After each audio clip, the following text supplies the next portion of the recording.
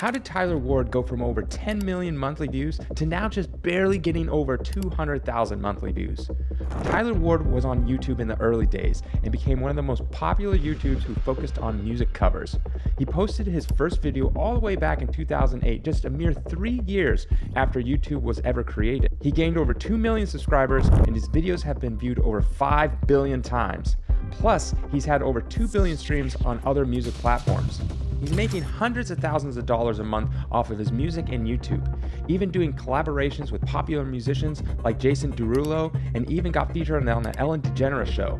He's even got to tour and play with bands like Switchfoot, The Fray, Jonas Brothers, and even the Beach Boys. So what happened? How did his channel fall into obscurity? Well, the downfall of Tyler Ward's YouTube career was the same thing that got him very popular: collaborations. During the early years of YouTube, one of the best ways to gain subscribers was to do a collaboration with other YouTubers. He would find young and impressionable YouTubers and then take them under his wing to help them grow, but also, if he liked them, he would date them too. Highlighted in this user's post, Tyler has a history of seeming to go through young women. He usually moved on from one to the next, which would often end very badly for the girls involved. One such YouTuber that Tyler would often collaborate with was Alex G, a person who he would deny dating, but ultimately did date her, only to end the relationship and hook up with her sister. Tyler Ward was born on March 12, 1984. He began playing music at a young age, but by the time he graduated high school, he decided to pursue football instead. He went to the Air Force Academy where he played football and then after one semester transferred to the University of Northern Colorado as a scholarship collegiate football athlete. Shortly after, he started pursuing music more and more and joined a new site called YouTube. He uploaded his first video January 25th of 2008, which was a remix of the top 40 songs that he covered.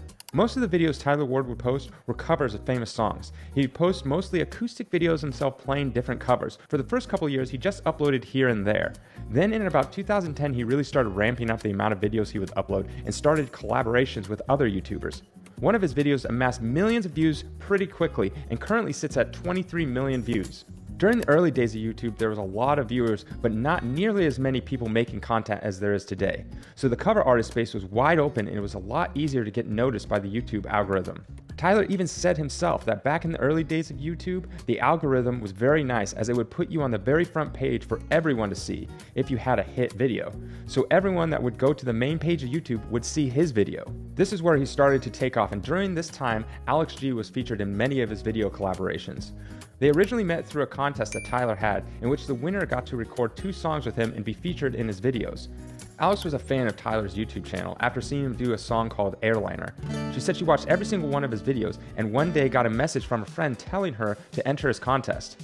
Alex didn't end up winning, nor did she even make the top 10.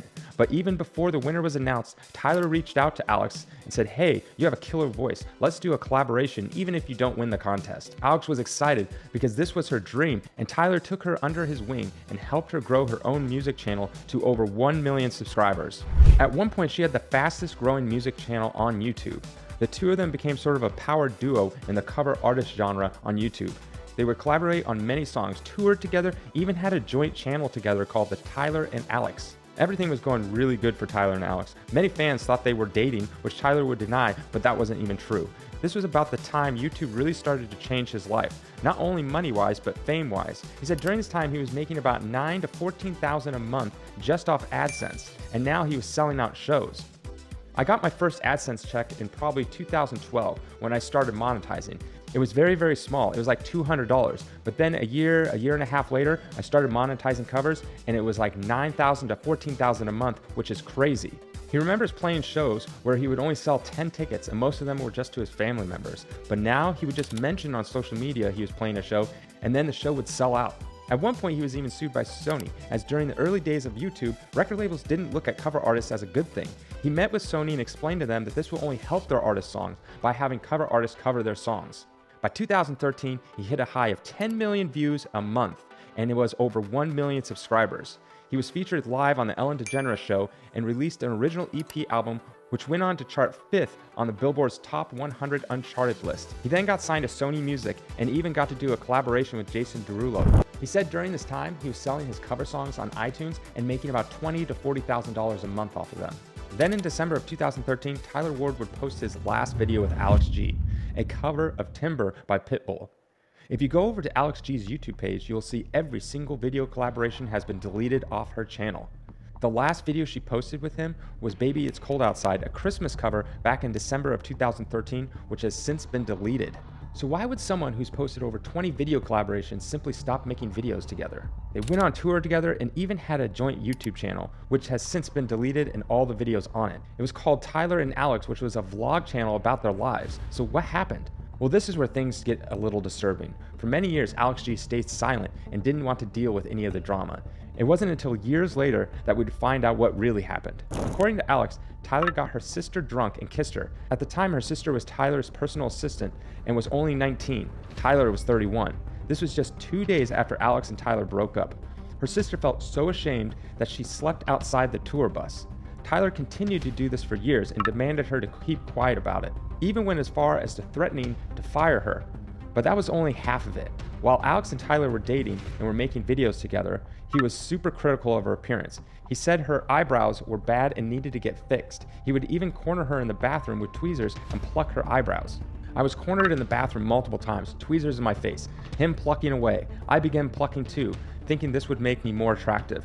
He would also make her feel self-conscious about her nose, telling the videographer not to shoot her from certain sides because her nose didn't look good in those angles. He convinced her to get a nose job, and once she got one, he said, "There's nothing distracting about your face now." You can imagine the mental toll this would take on Alex. She said she was in therapy for years because of it. Later, when she confronted him about it on social media, he just straight up blocked her. In the end, one of her main regrets is that they changed the lyrics to Born This Way by Lady Gaga. The only thing I regret about the Born This Way video is that we made it homophobic. She didn't want to change the lyrics, but Tyler wanted to change it because it went against his religious views. He ended up deleting the comments on the video and then just ended up deleting the entire video off his channel. Since all that happened, Alex took a step back from YouTube and music and started to focus on herself. She came back into music and YouTube around 2020, also changing her name from Alex G to Alex Blue. The reason for her name change is she didn't want to associate with her past when she was with Tyler. After 2014, Tyler would continue making cover songs and some original music too, but Alex G was absent from his page and his entire life. He would find new faces to collaborate with. He started focusing more on original music with his debut album Yellow Boxes, being streamed over 3 million times. But as time went on, he would upload less and less cover songs. But when he finally would upload a cover song, it was less quality and it's just a simple acoustic cover. He even stopped posting on his vlog channel as his focus turned away from YouTube and he tried other things. He started a fitness brand, Ward Fitness, that never really went anywhere. This past year, he's uploaded 4 videos, with none of them being a cover song. And that really shows as his views has been dropping more and more. This past year, he's hit around 250 to 200,000 monthly views, as he simply doesn't upload anymore.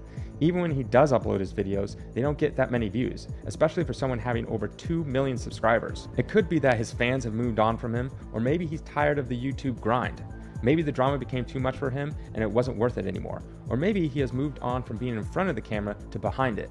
As recently he has opened up Songhouse, which he acts as a producer, making music for other people to sing. Songhouse is an interesting concept where he brings in artists, musicians, and producers from around the globe and they all write a 30-second hook to a lyrical theme.